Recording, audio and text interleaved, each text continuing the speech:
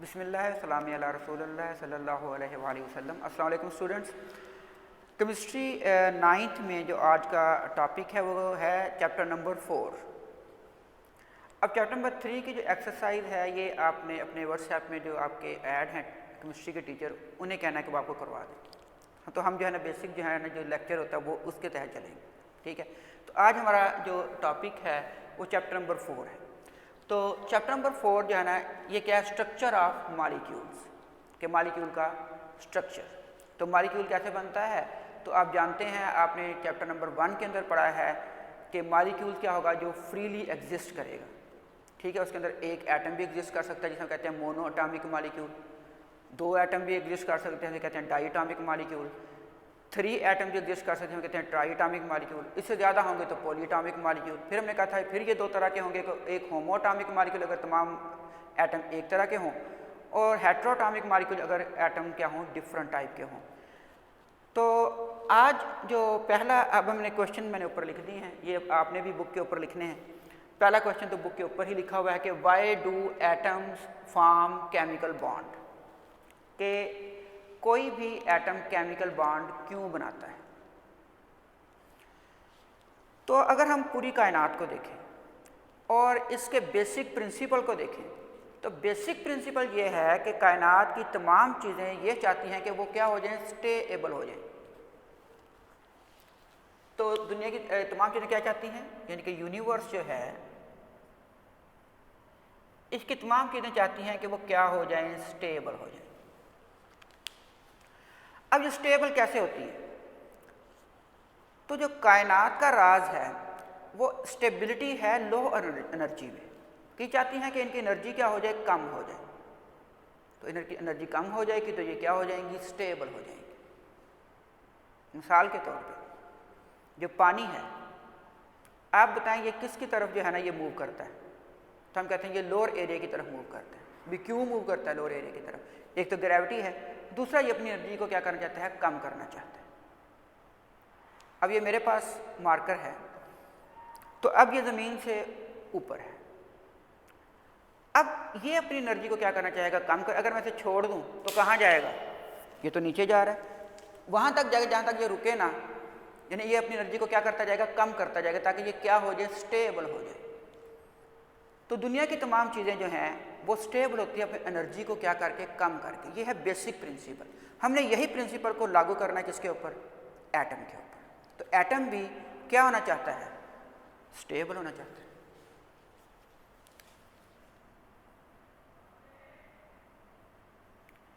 Atom भी stable होना चाहता है। एटम स्टेबल कैसे होगा, ये हमें उस वक्त तक पता नहीं चला जब तक क्या डिस्कवर नहीं होगी, नोबल गैसेस डिस्कवर नहीं होगी।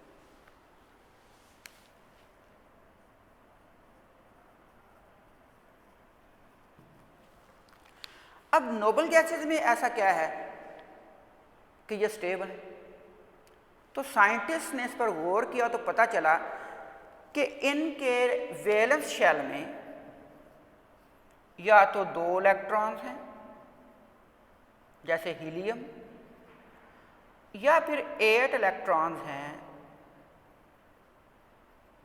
जैसे हमारे पास नियॉन है, आर्गॉन है, क्रिप्टॉन है, जीनॉन है। तो ये कौन सी गैसेज हैं, noble gases, neon, argon, krypton, xenon, helium. तो हीलियम में क्या है, 2 इलेक्ट्रॉन और ये स्टेबल है, और नियॉन, आर्गॉन, क्रिप्टॉन, जीनॉन के वैलेंस शेल में कितने इलेक्ट्रॉन हैं, 8 इलेक्ट्रॉन हैं, और ये क्या है, स्टेबल है। अब उन्होंने कहा कि बाकी जितने एलिमेंट हैं जिनके पास के 2 इलेक्ट्रॉन नहीं हैं या 8 इलेक्ट्रॉन नहीं हैं, उनसे कम या ज़्यादा हैं, तो वो इलेक्ट्रॉन गेन करके, शेयर करके या एक्सेप्ट करके वो ये वाली इलेक्ट्रॉनिक कन्फिग्रेशन हासिल करना चाहते हैं नोबल गैसेस की, तो वो क्या होंगे, उनकी एनर्जी लो होगी और वो क्या होंगे, स्टेबल होंगे। तो अब बाकी एटम्स क्या करेंगे, वो हासिल करेंगे नोबल गैसेस की electronic configuration.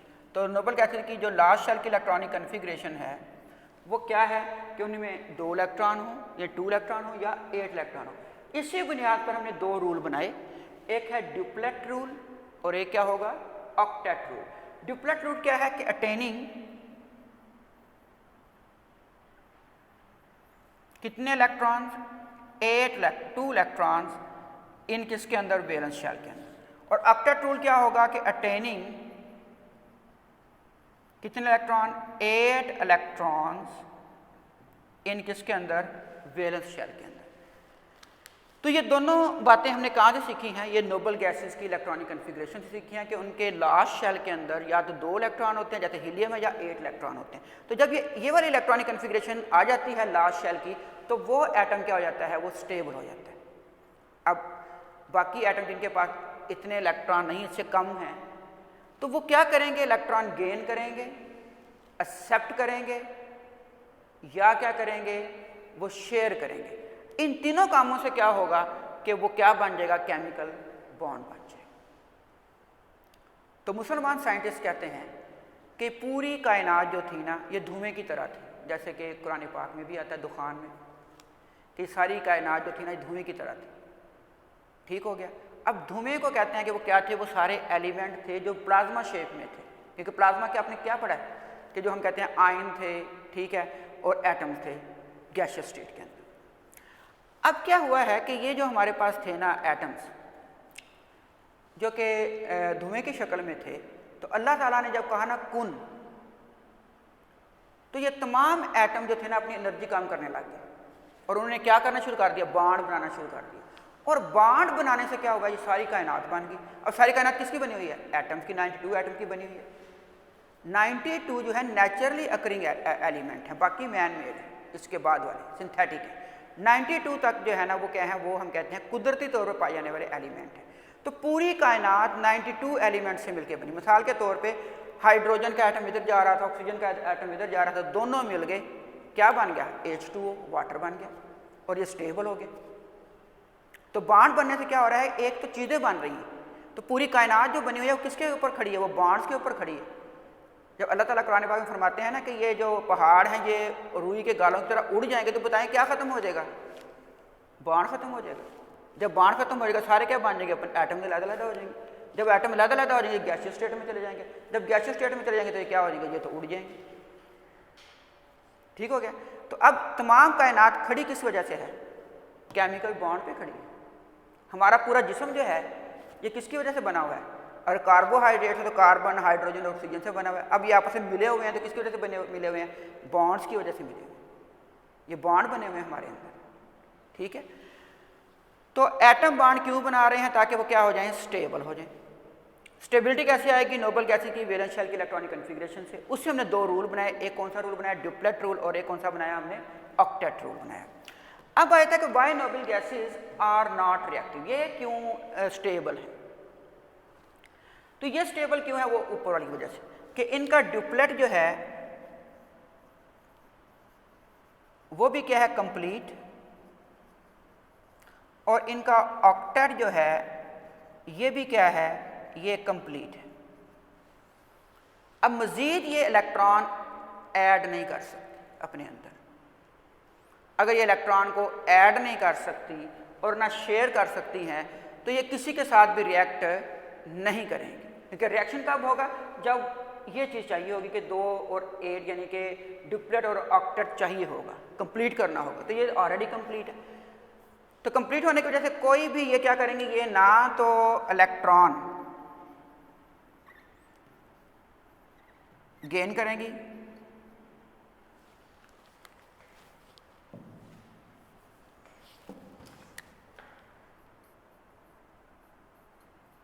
Neither gain electron nor accept electron or nor share electron।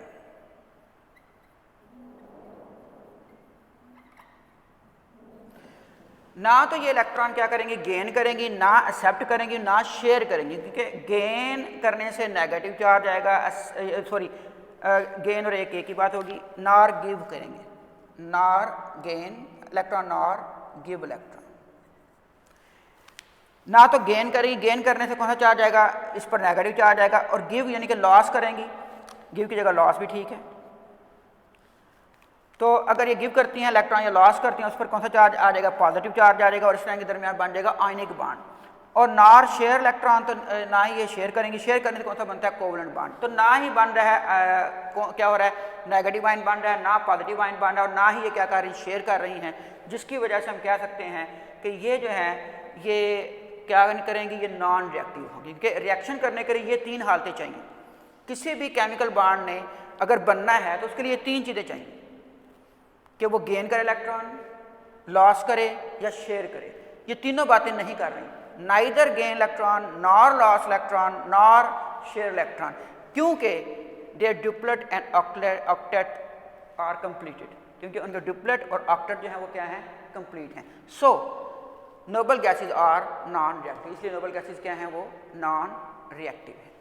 अब आ जाते हैं हम हाउ एटम कंप्लीट ऑक्टेट। ये जो बात हमने कहा यहाँ की थी कि जो इलेक्ट्रॉनिक कन्फिग्रेशन हासिल करना चाहते हैं बाकी एटम्स, ठीक है, तो वो बाकी atom noble gases electronic configuration कैसे हासिल करेंगे? तो हाउ एटम कंप्लीट ऑक्टेट। तो पहला ये है कि अपना ऑक्टेट कंप्लीट करेंगे बाय क्या करने से? बाय हम कहते हैं लॉस इलेक्ट्रॉन,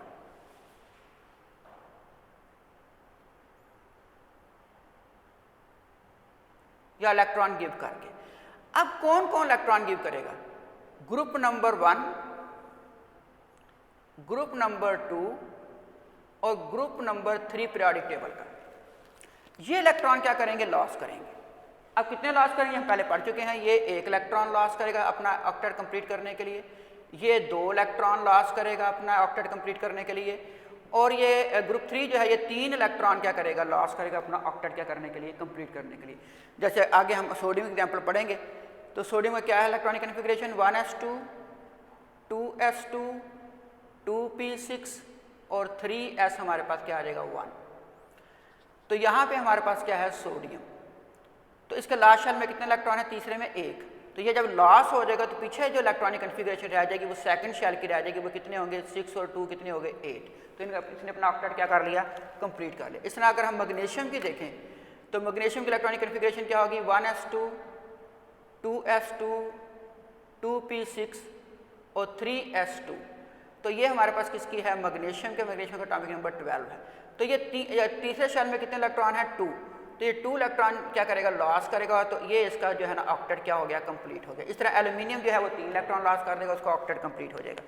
तो ऑक्टेट कंप्लीट होगा ग्रुप नंबर 1 के एलिमेंट का, ग्रुप नंबर 2 के एलिमेंट का, ग्रुप नंबर 3 के एलिमेंट। 3 जो है ये बड़ी क्लास में 3a है, लेकिन हमारे यहाँ ये 13 लिख रहे हैं, 13 ग्रुप 13 के एलिमेंट का। तो ये अपना इलेक्ट्रॉन क्या करेंगे? लॉस करेंगे ताकि इनका ऑक्टेट क्या हो सके? कंप्लीट हो सके। नंबर 2 हमारे पास आ जाएगा, इसका उल्ट करें, बाय लॉस इलेक्ट्रॉन है तो क्या होगा? By gain of electron.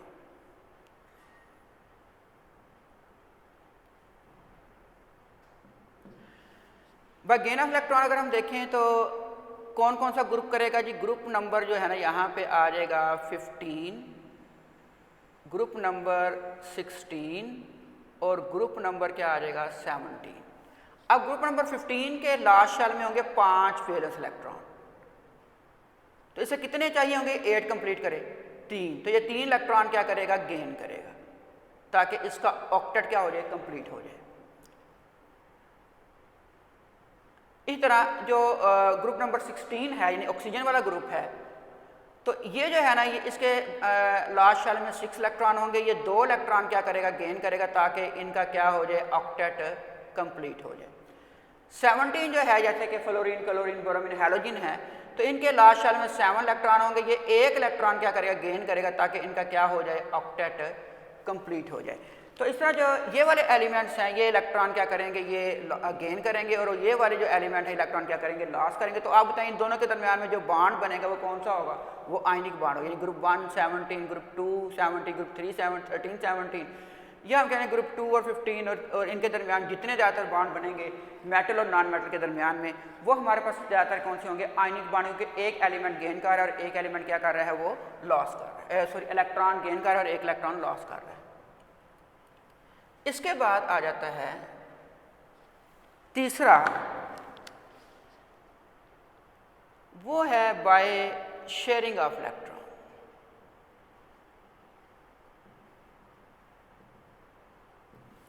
Sharing of electron 15, 16, 17 वाले भी कर सकते हैं कि आपस में नॉन मेटल जब नॉन मेटल के साथ रिएक्ट करते हैं तो वो इलेक्ट्रॉन क्या करेगी, शेयर करेगी।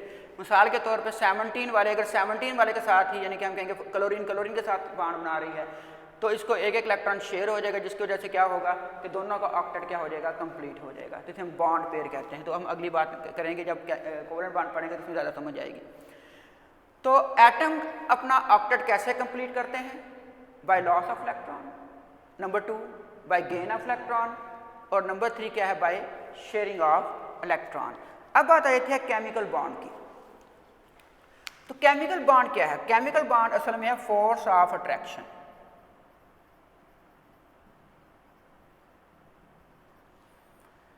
जो क्या करेगी, डेट होल्ड द एटम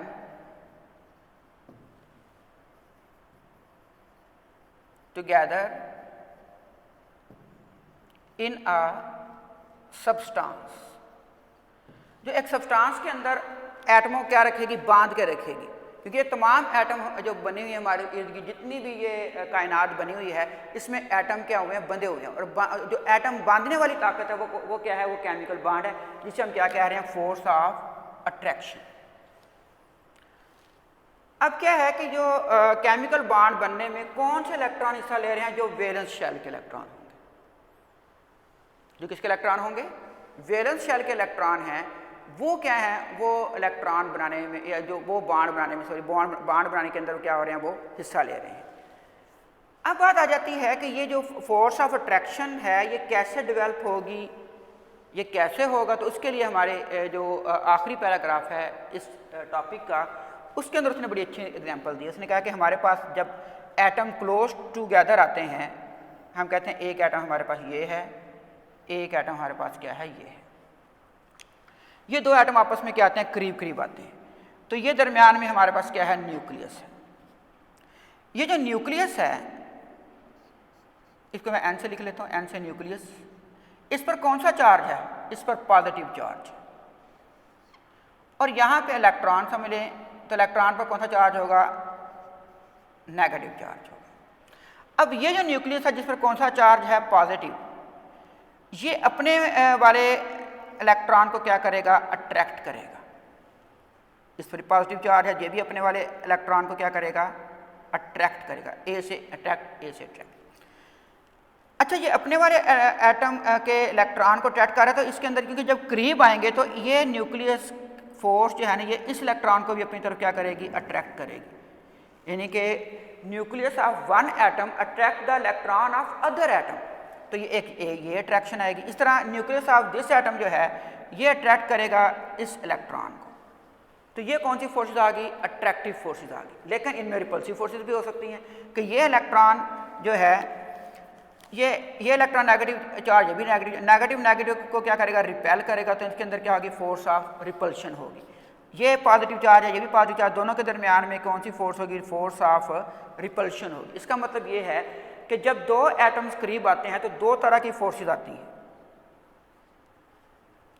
एक फोर्स कौन सी है, वो है अट्रैक्टिव फोर्स,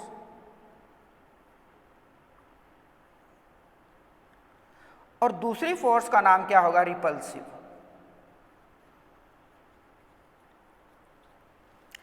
जब ये दोनों एटम करीब आएंगे तो अब क्या होगा कि अगर कहता है कि अट्रैक्टिव फोर्सेस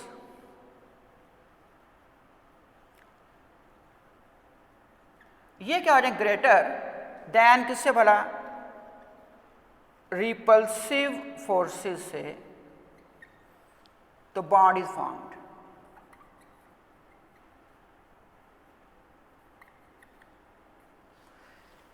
अगर दो एटम करीब आते हैं तो उनके अट्रैक्टिव फोर्सेस क्या हो जाएं, वो ग्रेटर हो जाएं। किससे भला, रिपल्सिव फोर्सेस से। तो क्या हो जाएगा, बॉन्ड बन जाएगा। लेकिन अगर इसका उल्ट हो, रिपल्सिव फोर्सेस आर ग्रेटर,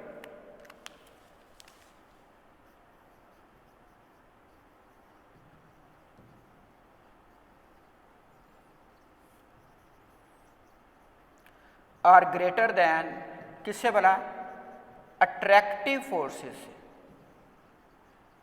तो बॉन्ड इज नॉट फॉर्म। तो ये बॉन्ड नहीं बनेगा। अब आपको पता लग गया अट्रैक्टिव फोर्सेस किसके दरमियान में होगी, एक तो पॉजिटिव की अपने ही न्यूक्लियस की अपने ही इलेक्ट्रॉन के और एक न्यूक्लियस की दूसरे एटम के इलेक्ट्रॉन के ऊपर क्या होगी, अट्रैक्टिव फोर्सेस होगी। तो अगर दूसरे के ऊपर अट्रैक्टिव फोर्सेस ज़्यादा हैं तो ये हम कहेंगे कि अट्रैक्टिव फोर्सेस ग्रेटर हो रही हैं और पल्सेस कम हो रही हैं, तो वहाँ बॉन्ड क्या हो जाएगा, फॉर्म होगा। और अगर ऐसा नहीं होता तो बॉन्ड फॉर्मेशन नहीं होती। तो ये था आज का लेक्चर, इसे आपने बुक से लाजमी पढ़ना है। और ये जो क्वेश्चन हैं ये बोर्ड में आ चुके हैं। Why do atom form chemical bond, why noble gases are non reactive, ये जो है ना हमारा चैप्टर नंबर 3 उसका फर्स्ट क्वेश्चन है। और हाउ एटम कंप्लीट ऑक्टेट, ये बहुत दफ़ा आया है बोर्ड के पेपर में, तो इसे आपने लाजमी जो है ना ये याद करना है। आज के लेक्चर के अंदर जो बोर्ड के तकरीबन कितने सवाल आ चुके हैं, 3 सवाल जो हैं, और फिर ऑक्टेट रूल और ड्यूप्लेट रूल ये भी बहुत दफ़ा आया। तो 1 2 3 4 सवाल आज के जो थे ये बोर्ड के पेपर में बहुत दफ़ा आ चुके हैं, तो इसे आपने लाजमी याद करना है। थैंक